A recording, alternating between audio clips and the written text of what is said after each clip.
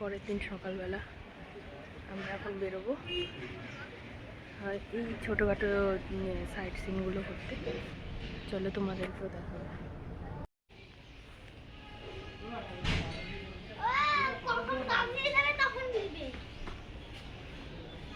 এটা মনে হচ্ছে ভীষণ চালাক। বাপরে, রিসোর্টটা আছে মোটামুটি। শোনা, এই যে রুমাল আমার খুব একটা ভালো লাগেনি, কিন্তু এখানে মনে হয় সবই এরকম, একটু ধুলোবালিটা বেশি।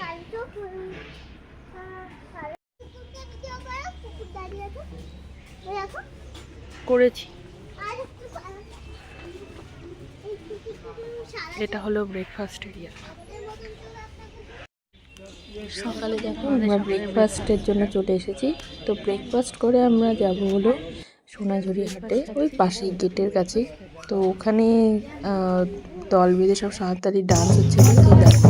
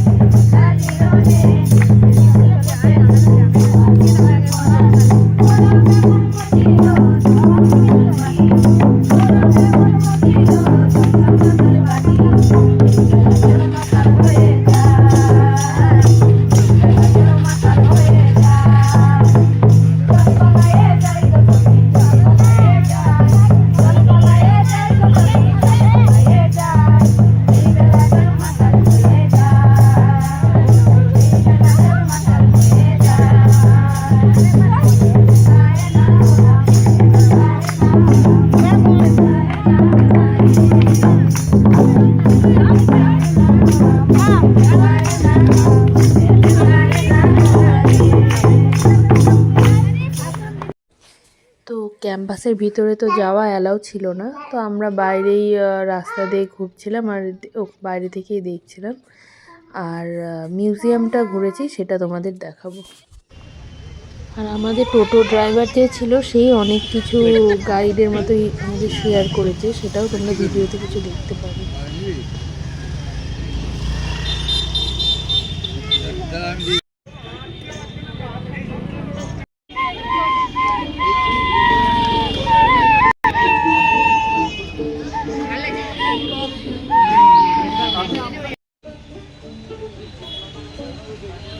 রবীন্দ্রনাথ ঠাকুরের বাড়ি? হ্যাঁ? রবীন্দ্রনাথ ঠাকুরকে অনেক জায়গা দুজনকে দাঁড়িয়ে করে এখানে ফটো তুলবে। হচ্ছে আপনার উপাসনা গৃহ, যেটাকে কাজ মন্দির হিসাবে পরিচিত। এইটাতে প্রতি বুধবার বুদ্ধদেবের প্রার্থনা করা হয়। সকাল 7টার সময় প্রতি বুধবার বুদ্ধদেবের প্রার্থনা হয়। এইগুলো হচ্ছে আমরা সব এক একটা গেট, এই গেটগুলো সে সময় খুলে দেওয়া হয়। ও শুধু বুধবার করেই খোলা থাকে, হ্যাঁ, শুধু অ্যালাউ করে? বুধবারেই খোলা থাকে। এগুলো সম্ভবত আগে একসময় সব খোলা থাকতো। হ্যাঁ, আগে একসময় খোলা থাকতো, আর কোভিড-19 আগে এইগুলোর ভিতরে সব টুরিস্টরা গিয়ে ঘুরে আসতে পারে। এখন অ্যালাউ করে না, কিন্তু এখন আর কিন্তু ওখানে তো ভিতরে লোকজন আছে, একবার দেখবো। যারা আছে বিশ্বভারতীর স্টাফরা আছে, স্টুডেন্টদেরকে দেখতে পাবেন ভিতরে ও এগিয়ে। আচ্ছা আচ্ছা, মানে এমনি সাধারণ লোকদের দিবেন। সেকেন্ড গেট যেগুলো বললাম সব আপনার এই ভিতরে রাস্তা আছে। মিউজিয়াম যাবো না? হ্যাঁ এখানে আর অ্যালাউ করে না ভিতরে যেতে, ক্যাম্পাসের ভিতর থেকে। মেলাটা রবীন্দ্রনাথ ঠাকুরের পিতা দেবেন্দ্রনাথ ঠাকুর মেলাটা শুরু করেছিলেন। উনি মেলাটার নাম দিয়েছিলেন পৌষ মেলা। মেলাটা উনি উদ্বোধনের ডেট করে দিয়েছিলেন 7ই পৌষ মেলাটা শুরু হবে। আজও অবধি মেলাটা 7ই পৌষে শুরু হয়। এটাই পৌষ মেলার প্রাঙ্গণ? আগে পুরনো। এটা পুরনো। দেবেন্দ্রনাথ ঠাকুর মেলাটা শুরু করেছিল। আসল মেলাটা যেটা হ্যাঁ, আসল মেলাটা এখানে শুরু হয়েছিল। তারপরে মেলাটা বড় হতে হতে এখন উনি মাঠে ট্রান্সফার হয়ে গেছে। হ্যাঁ বেশি বড় হয়ে গেছে, আর এখানে হয় না। এবং উনি মেলাটা যখন শুরু করেছিলেন তখন মাটির জিনিসপত্র পাওয়া যেত। এখনকার নানা রকম জিনিসপত্র চলে এসছে, আর তখন এই মেলাতে বেশিরভাগ মাটির জিনিসপত্র পাওয়া যেত। জায়গার খোঁজ করছিলেন, তারপরে উনি অনেক রকম খোঁজ খবর লাগান। উনি বুদ্ধদেবের আশ্রম থেকে ওইখান থেকে এক শিক্ষক ওনাকে বলেন যে আপনি বোলপুরে যান, বোলপুরে গিয়ে একটু শান্তিপুরের জায়গা পাবেন, যে ভুবনডাঙ্গা বলে একটি জায়গা আছে। তখন এই জায়গাটার নাম ছিল ভুবনডাঙ্গা। যে আপনি বোলপুরে যান, বোলপুরে গিয়ে আপনি একটা ভুবনডাঙ্গা জায়গা পড়বে, ওইখানে গিয়ে আপনি একটা শান্তিপুরের জায়গা পাবেন। প্রকৃতির মাঝখানে জায়গা চাইছেন, যেগুলো সমস্ত রকম গাছপালা থাকবে, ওরকম জায়গা উনি খোঁজ করছিলেন। তো সেই প্রথমবার উনি আসেন যখন এই আশ্রয়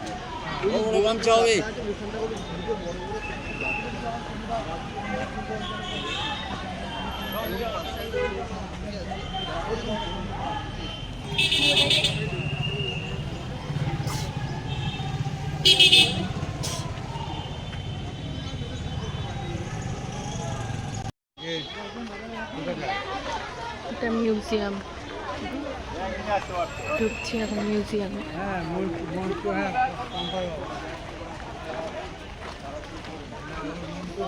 হ্যাঁ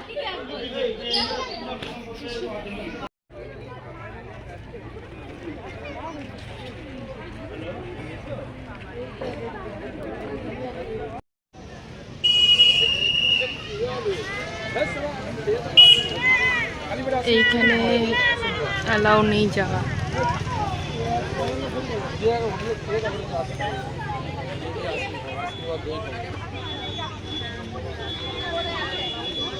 ভিতরে ক্যাম্পাসটা বেশ সুন্দর।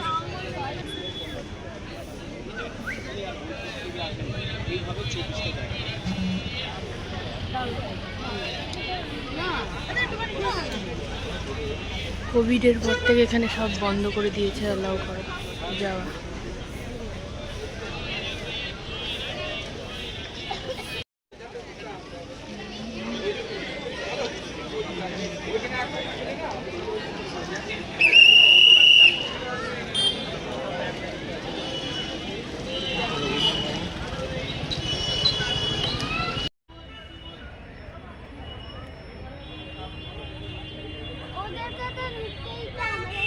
ওই তো ওরা টিভি। আমরা ক্যাম্পাস থেকে বেরিয়ে আমরা টোটো করে যাওয়ার পথে পেয়ে গেলাম অমর্ত্য সেনের বাড়ি। তো এখানে দেখো কি অবস্থা অমর্ত্য সেনের বাড়ির এখন।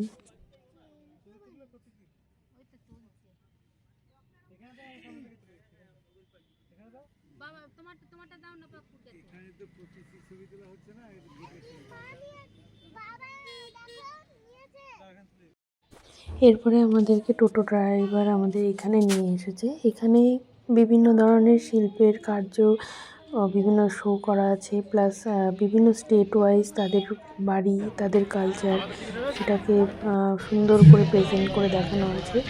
তো তোমরা দেখবে, চলো, খুব ভালো লাগবে, বাচ্চাদেরও ওটা খুব ভালো লাগবে। অনেক বড় জায়গা, ঘুরে ঘুরে দেখা রয়েছে, তো দেখো। অদিতির হাতে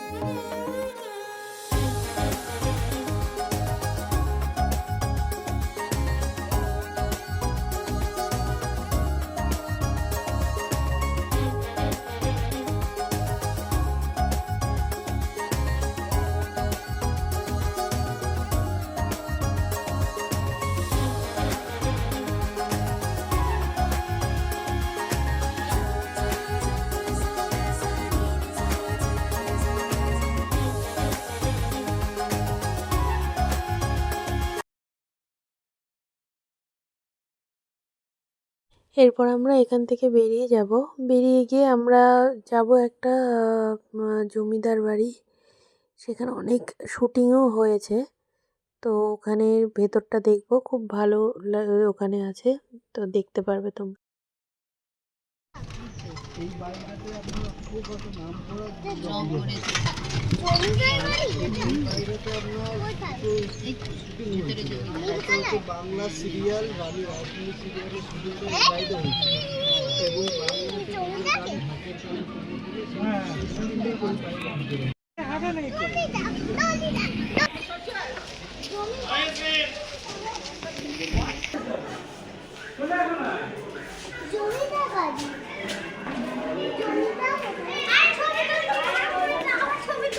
এখানে ছবি তুললে কিচ্ছু হবে না বাবা, ছাড়ো।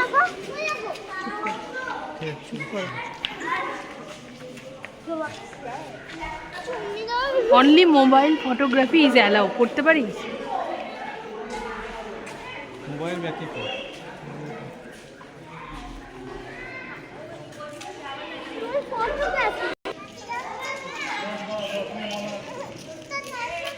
বাংলা সিরিয়াল যে রানী রাসমণি ছিল, সেটার শুটিং এখানেই হয়েছে, আমাদের টোটো ড্রাইভার বলল।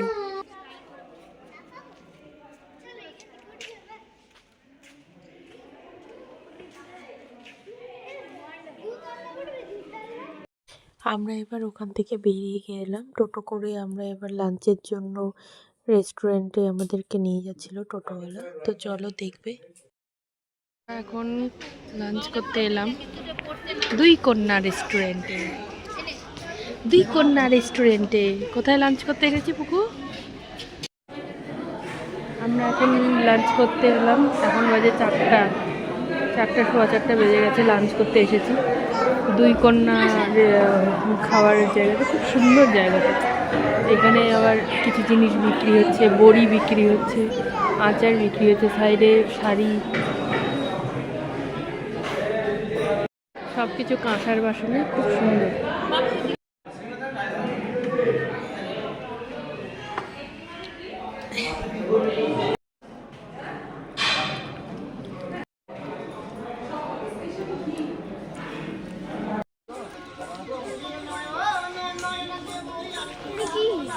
ড্রয়িং ড্রয়িং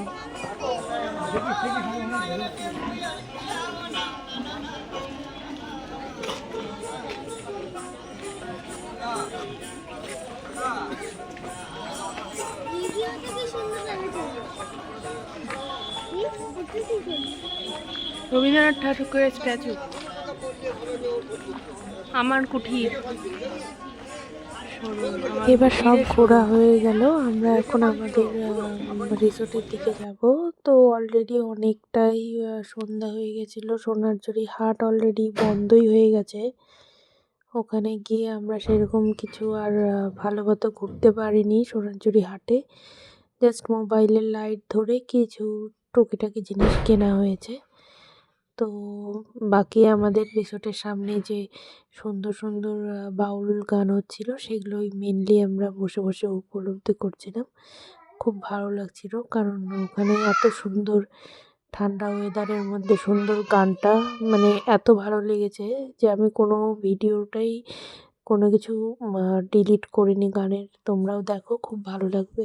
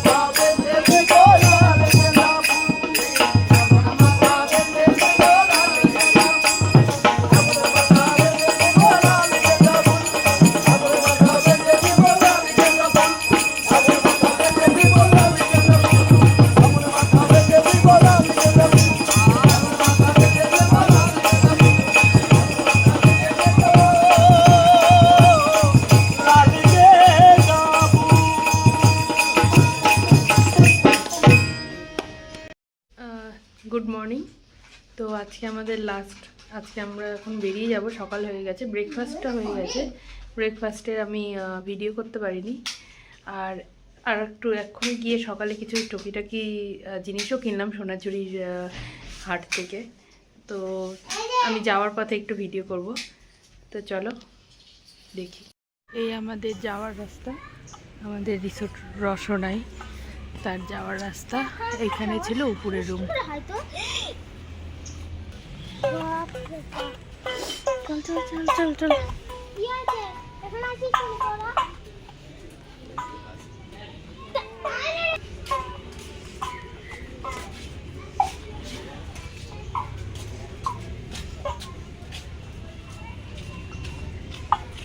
এই হলো সোনাঝুরির হাট।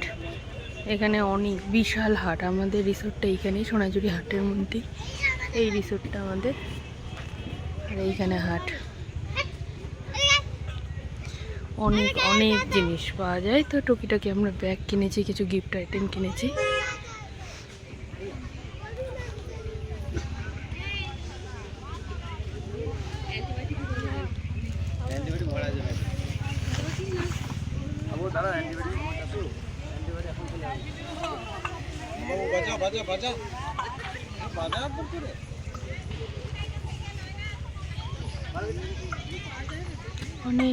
অনেক জিনিস পাওয়া যায়।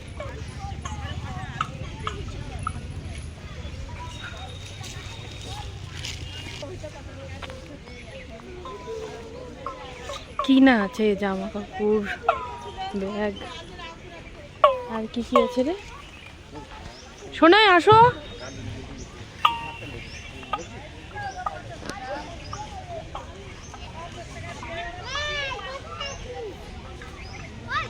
এখন আমরা চলে এসেছি টোটো করে স্টেশনে, শান্তিনিকেতন স্টেশনে। ওখান থেকে আমরা ট্রেন ধরে যাব হাওড়ার দিকে। তো ট্রেনের জন্য ওয়েট করছি।